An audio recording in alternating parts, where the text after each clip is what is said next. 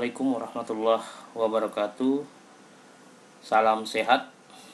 Berjumpa kembali dengan saya Salahuddin pada pertemuan yang kelima mata kuliah Sistem Informasi Manajemen, dimana pada kesempatan kali ini kita akan membahas terkait dengan infrastruktur IT dan teknologi yang mungkin akan muncul.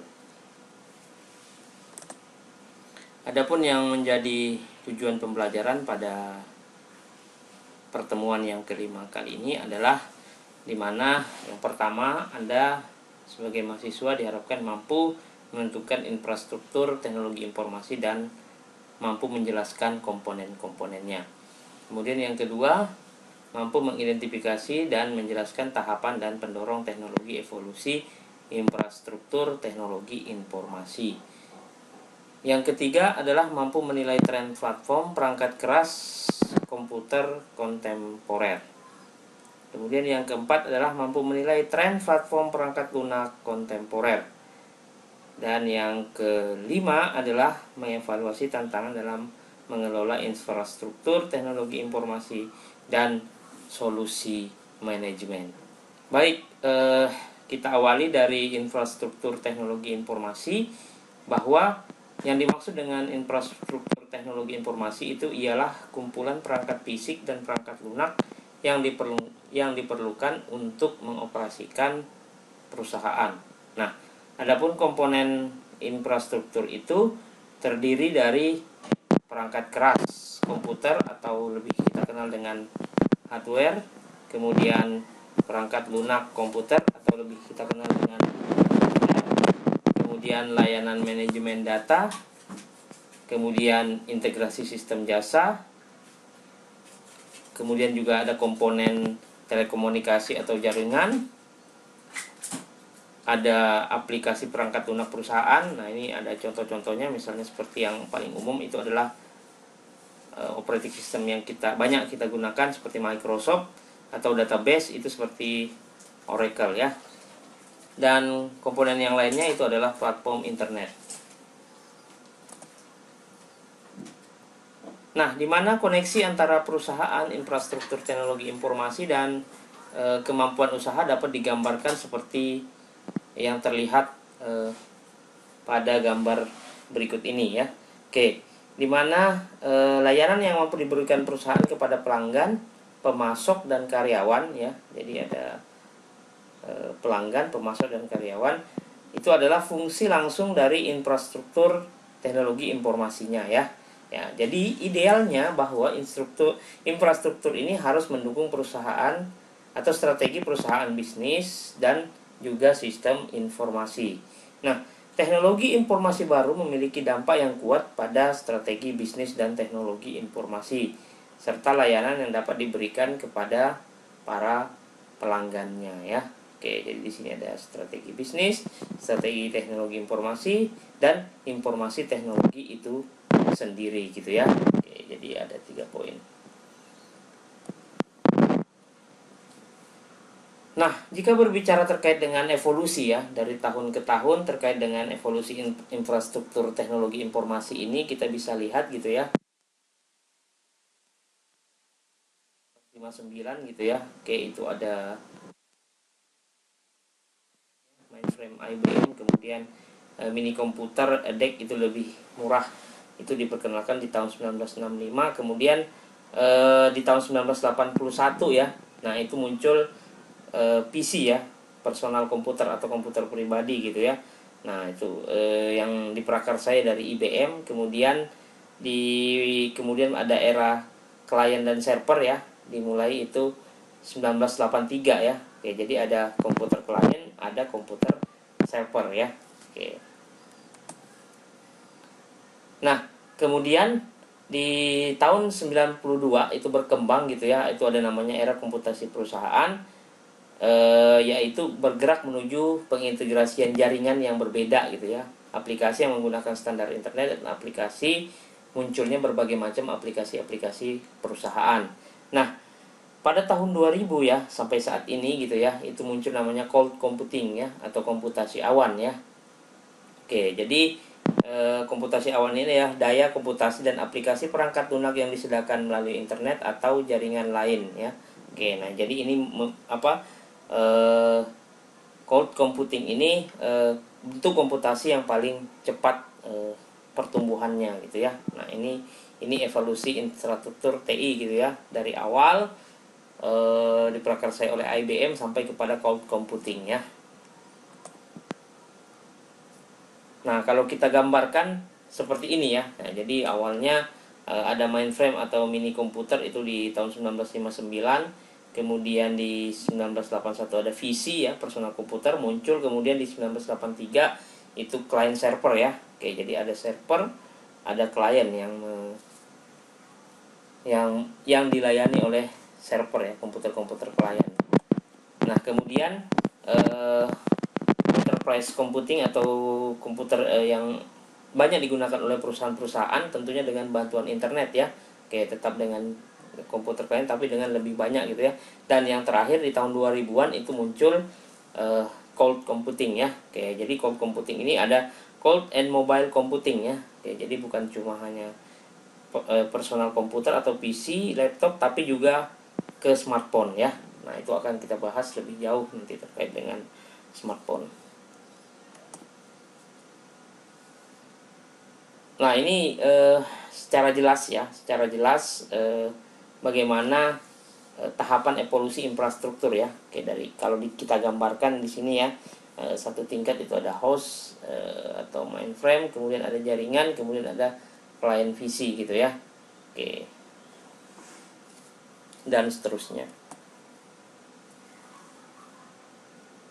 Nah, ini adalah jaringan atau jaringan klien atau server berbagai gitu ya, server berbagi gitu ya. Nah, ini ada saat ini gitu ya, dalam jaringan atau klien tingkat klien atau server itu permintaan klien untuk layanan ditangani oleh berbagai tingkat server. Jadi artinya di sini ada beberapa server yang melayani klien gitu ya. Seperti misalnya untuk web sendiri, untuk aplikasi sendiri gitu ya, yang terhubung ke internet untuk diberikan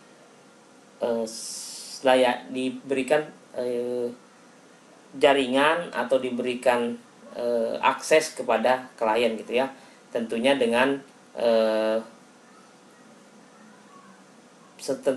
berbagai macam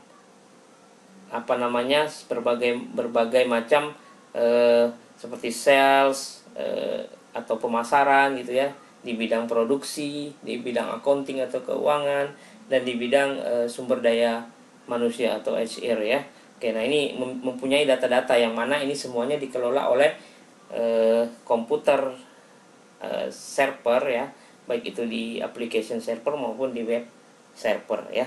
Oke.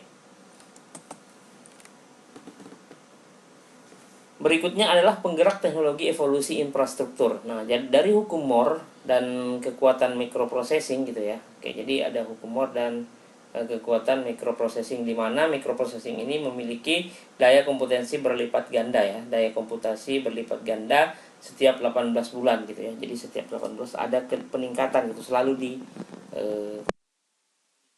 kemudian muncul pula yang namanya nanoteknologi ya. Nah, berikutnya adalah karena hukum penyimpanan digital massal. Jadi jumlah data yang disimpan itu setiap tahun itu berlipat ganda gitu ya. Oke, dari tahun ke tahun itu data itu adalah semakin lengkap gitu ya. Nah, oke, semakin lengkap ya. Oke, jadi semakin banyak dan semakin berlipat ganda. Oke. Dari hukum Moore dan kinerja prosesor kita dapat melihat gitu ya, bahwa mengemas lebih dari 2 miliar transistor ke dalam microprocessor kecil telah meningkatkan kekuatan pemrosesan secara eksponensial ya. Nah, daya pemrosesan telah meningkat hingga lebih dari 500.000 MIPS ya, atau juta instruksi per detik gitu ya. Nah, ini dari tahun 1970 sampai 2002 ini kecepatannya meningkat gitu ya, dari penggunaan microprosesor ini gitu ya. Oke. Nah, ini juga tadi sama dengan penggunaan chips ya, sehingga mampu mengemas lebih banyak transistor dalam ruang yang lebih sedikit, itu mungkin telah menurunkan biaya transistor secara drastis, serta biaya produk yang digunakan, artinya semakin murah gitu ya. Nah, semakin murah. Ini terlihat dari grafik gitu ya, dari 1965 itu besar gitu ya, sampai saat ini di 2000, sampai misalnya di data di 2014 itu menurun ya. Oke.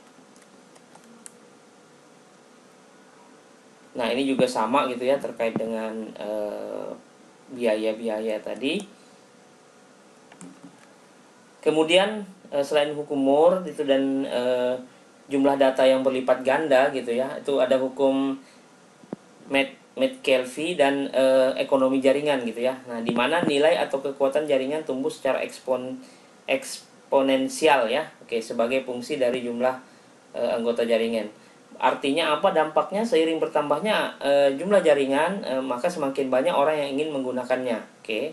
Oke, artinya permintaan untuk akses jaringan itu juga turut berpengaruh meningkat ya. Oke, karena banyaknya jaringan yang ada atau jaringan yang tersedia gitu ya. Oke. Kemudian penggerak teknologi evolusi infrastruktur berikutnya adalah bahwa berdampak pada menurunnya biaya atau terjadinya penurunan biaya komunikasi dan internet. Nah, oke. Diperkirakan 2,3 miliar orang di seluruh dunia itu memiliki akses internet ya. Oke, jadi sudah banyak orang yang mengakses internet. Karena apa? Karena biaya komunikasi turun ke angka yang sangat kecil dan mendekati nol. Sedangkan pemanfaatan fasilitas komunikasi dan komputasi itu semakin banyak atau semakin besar ya. Nah, ini kita bisa lihat penurunan eksponensial dalam biaya komunikasi. Ini ada tahun dari 1995 gitu ya sampai kepada tahun 2010 gitu ya. Harga per kilobyte-nya ya. Nah, kalau kita lihat nih di tahun 1995 itu hampir $1 ya. Kurang mendekati 50-an lebih gitu ya. Nah, sedangkan di tahun 2010 itu hampir mendekati 0 gitu ya. Oke.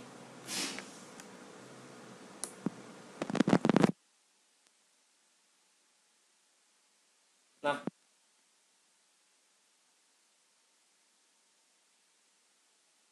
teknologi informasi ini memiliki 7 komponen utama ya. Oke, jadi ada 7 komponen utama, yaitu yang pertama adalah terkait platform perangkat keras komputer atau hardware, kemudian platform sistem operasi gitu ya. Kemudian ada atau OS ya, atau OS. Kemudian ada aplikasi, yang ketiga adalah aplikasi perangkat lunak perusahaan. Kemudian yang keempat manajemen dan penyimpanan data. Kemudian yang kelima ada platform jaringan dan atau telekomunikasi. Yang keenam ada platform internet, dan yang ketujuh adalah layanan integrasi sistem konsultasi. Nah, ini berperan penting ya terkait dengan infrastruktur atau komponen-komponen yang ada dalam infrastruktur teknologi informasi. Nah, jika digambarkan Anda bisa melihat di sini beserta contoh-contohnya ya. Ada 7 komponen utama yang harus dikoordinasikan untuk menyediakan teknologi informasi yang koheren ya. Nah, bagi perusahaan infrastruktur. Nah, di sini tercantum teknologi dan pemasok utama untuk setiap komponennya gitu ya. Oke. Nah, ini ada berbagai macam teknologi informasi infrastruktur ya. Ya. Seperti misalnya kalau di operating system, platform operating system itu penyedianya yang umum itu ada Microsoft Windows, ada Linux, ada Unix, ada Mac OS, ada Android gitu ya, ada iOS, ada Chrome dan lain sebagainya gitu ya. Nah, begitu juga yang lain gitu ya. Oke, begitu juga yang lain yang bisa Anda lihat di sini gitu ya. Nah, ini juga nanotubes ya, bahwa nanotube itu adalah tabung yang ukurannya 10.000 lebih tipis dari satu helai rambut. Kemudian mereka terdiri dari kumpulan karbon heksagon yang bergulung-gulung, ditemukan pada tahun 1991 oleh peneliti di NEC. Nah, jadi apa ini? Mereka memiliki gunaan yang sangat penting sebagai kabel kecil atau di dalam alat elektronik yang sangat kecil dan mempunyai konduktor dan aliran listrik yang sangat besar gitu ya. Oke, jadi kecil tapi memiliki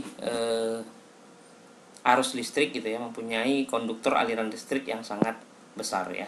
Oke.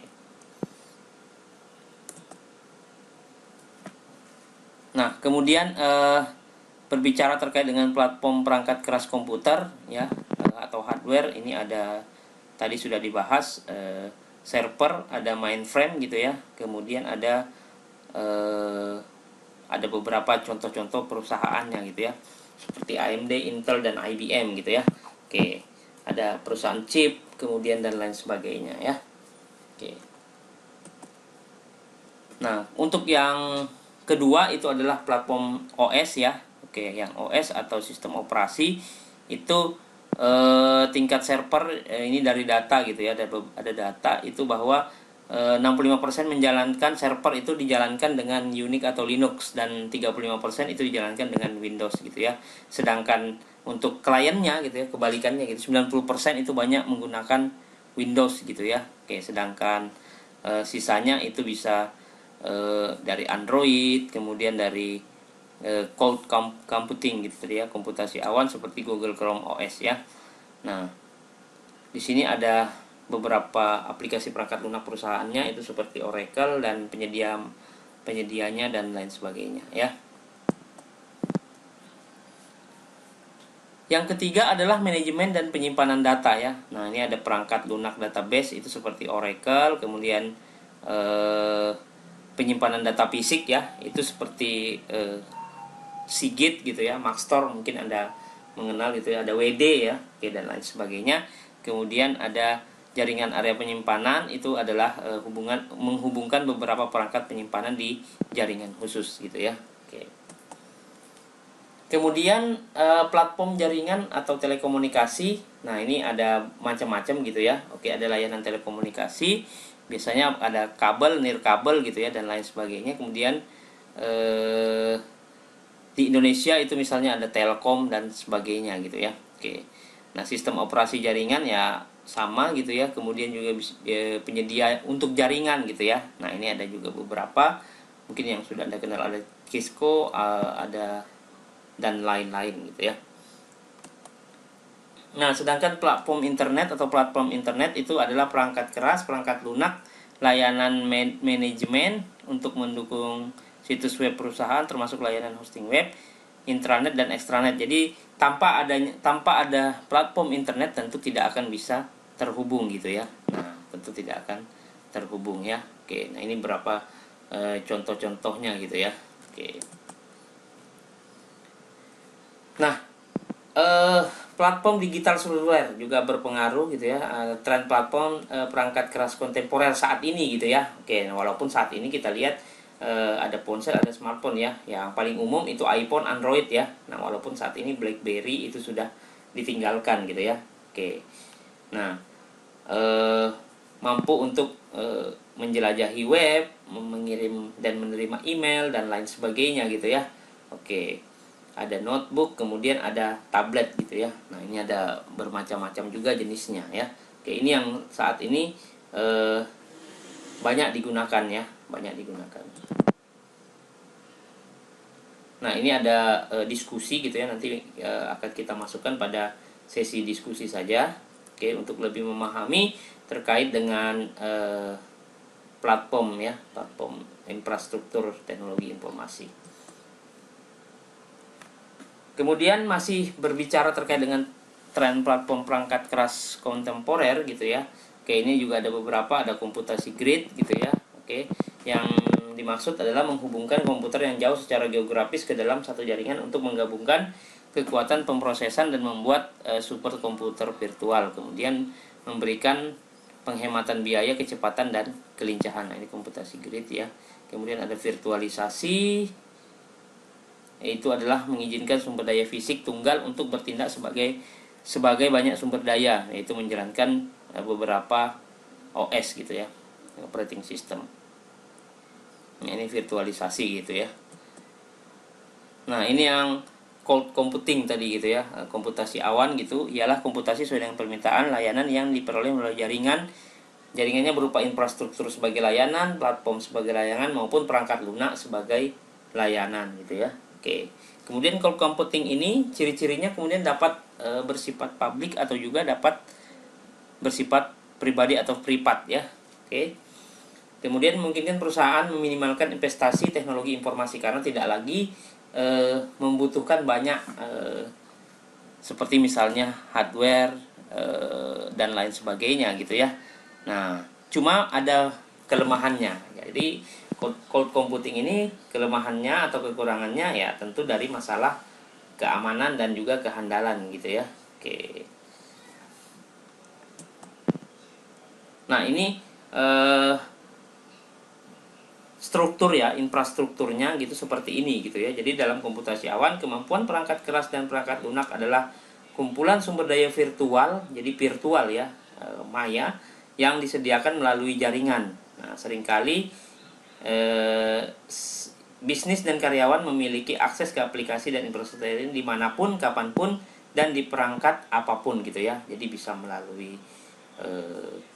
disediakan oleh server gitu, kemudian ada ya jaringan gitu ya, jaringan kemudian bisa diakses melalui multi platform gitu ya, seperti laptop, desktop, smartphone, tablet dan lain sebagainya gitu ya. Oke. Nah, jadi di dalam cloud computing itu ada platform service, sudah ada application service, dan sudah ada infrastruktur service gitu ya. Oke, jadi sudah mencangkup keseluruhan ya.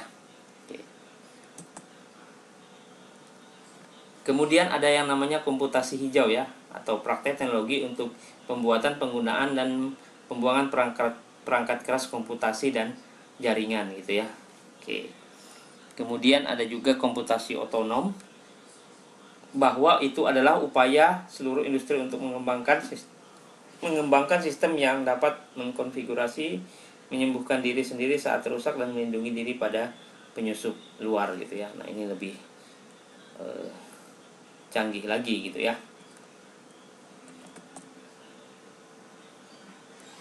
Oke, ini kemudian juga ada untuk berdiskusi gitu ya. Oke. Ciri-cirinya adalah diproduksi oleh komunitas programmer, kemudian bersifat open source atau gratis, dan dapat dimodifikasi oleh user atau penggunanya ya. Nah, kemudian adapun contoh perangkat lunak sumber terbuka itu seperti server web Apache, kemudian browser Mozilla Firefox yang sangat umum kita gunakan ya. Kemudian juga ada OpenOffice ya. Nah, sedangkan Linux ya, itu merupakan operating system sumber terbuka, itu digunakan di perangkat seluler, jaringan area lokal, server web, komputasi kinerja tinggi gitu ya. Jadi ada banyak gitu ya. Oke. Nah, salah satu turunan dari Linux ini ya contohnya seperti Android ya. Oke, Android. Sedangkan software untuk web itu ada Java dan HTML ya. Baik HTML versi sampai kepada HTML versi 5 gitu ya. Oke.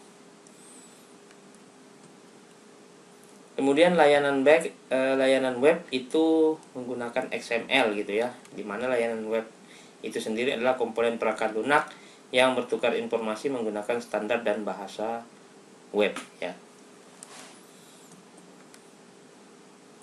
Berlanjut ke tren penggunaan perangkat lunak kontemporer ya, itu ada arsitektur berorientasi layanan atau SOA gitu ya.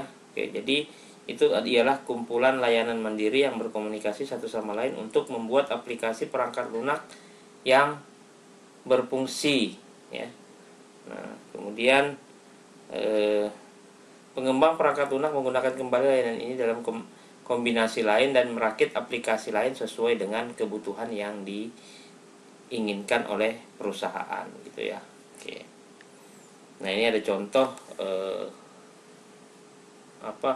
dollar rent a car gitu ya,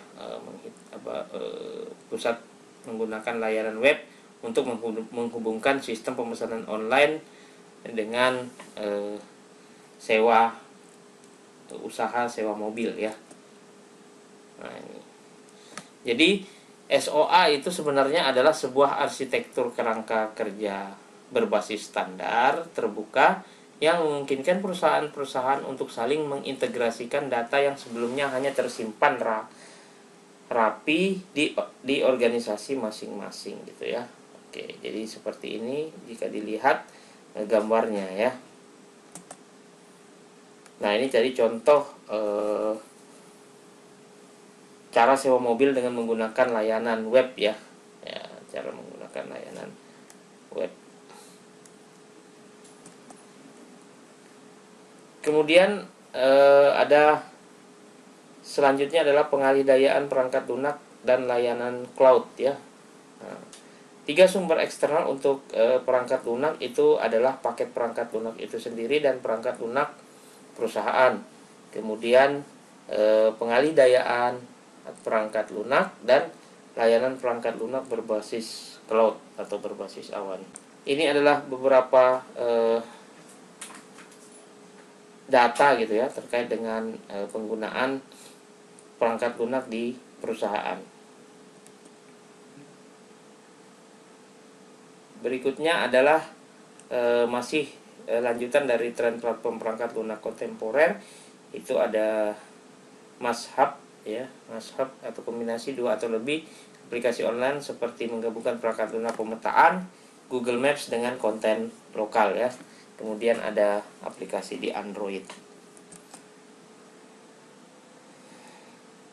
Nah, apa saja sih yang timbul dalam masalah manajemen itu setidaknya ada 3 pertanyaan utama gitu ya dalam manajemen dan tata kelola.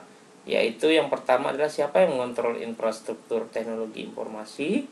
Kemudian bagaimana seharusnya Departemen Teknologi Informasi diatur, apakah dia terpusat atau terdesentralisasi ya. Kemudian bagaimana biaya dialokasikan antara divisi maupun departemen.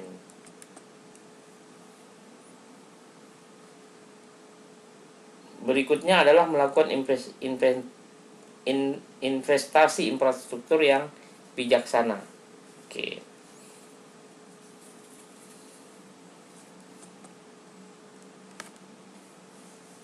Adapun model kekuatan kompetitif untuk investasi infrastruktur teknologi informasi ialah yang pertama adalah permintaan pasar untuk layanan perusahaan. Kemudian strategi bisnis perusahaan, strategi infrastruktur dan biaya teknologi informasi perusahaan, kemudian pengkajian teknologi informasi, layanan perusahaan pesaing dan investasi infrastruktur pesaing perusahaan ya. Nah, ini beberapa model kekuatan kompetitif untuk investasi infrastruktur teknologi dan informasi. Nah, jika dibuatkan model gitu ya, nah akan terlihat seperti ini gitu ya. Oke, ada 6 faktor yang digunakan untuk menjawab pertanyaan tadi di awal gitu ya, bahwa berapa banyak yang harus dikeluarkan perusahaan untuk membangun infrastruktur teknologi informasi ya. Nah, ini beberapa studi kasus terkait dengan materi yang sudah kita pelajari gitu ya. Oke, ada komputasi awan, komputasi grid, kemudian komputasi hijau gitu ya. Oke, itu yang umum. Kemudian SOA dan seterusnya ya. Sini. Ya, baik, mungkin itu saja pertemuan kita pada kesempatan kali ini di minggu yang kelima. Saya ingatkan untuk tetap selalu jaga kesehatan, tetap rajin belajar, dan saya akhiri. Wassalamualaikum warahmatullahi wabarakatuh.